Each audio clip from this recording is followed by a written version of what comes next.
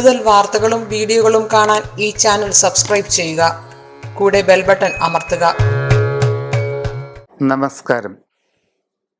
ജ്യോതിഷ പങ്ക്തിയിലേക്ക് പ്രിയപ്പെട്ട എല്ലാ പ്രേക്ഷകർക്കും ഹൃദ്യമായ സ്വാഗതം. അശ്വതി മുതൽ രേവതി വരെയുള്ള 27 നാളുകാരുടെ പൊതുവായ ചില സ്വഭാവങ്ങളും അവരുടെ ഇപ്പോഴുള്ള സമയങ്ങളുമാണ് നാം ഇന്ന് പറയുന്നത്. മകയിരം നക്ഷത്രക്കാർ പുറമേ വളരെ ശാന്തപ്രകൃതരും ഉള്ളിൽ തീവ്രമായ സ്വഭാവങ്ങൾ പുലർത്തുന്നവരുമായിരിക്കും.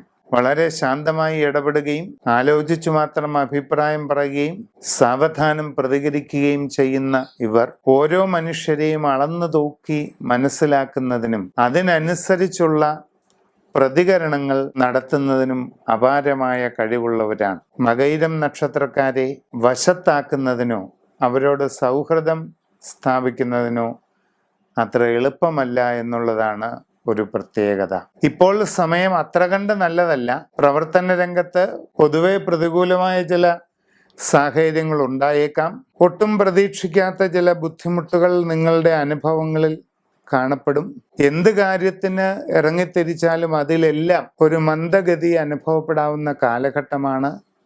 കാര്യപരാജയങ്ങൾ, സാമ്പത്തിക നഷ്ടങ്ങൾ ഇതൊക്കെ ഉണ്ടാകാം. യാത്രാക്ലേശം, അലച്ചിൽ, പലവിധ കഷ്ടപ്പാടുകൾ ഇതൊക്കെ നിങ്ങൾക്ക് അനുഭവപ്പെടാവുന്ന ഒരു കാലഘട്ടവും കൂടിയാണ്. വളരെ ശ്രദ്ധിച്ചും സൂക്ഷിച്ചും എല്ലാ കാര്യങ്ങളും ചെയ്യുക. തീവ്രമായ ദോഷങ്ങൾ പരിഹരിക്കുന്നതിനായി നിങ്ങളുടെ ഗൃഹത്തിൽ ഒരു വലിയ ഭഗവതി സേവ ചെയ്യുന്നത് എന്തുകൊണ്ടും നന്നായിരിക്കും.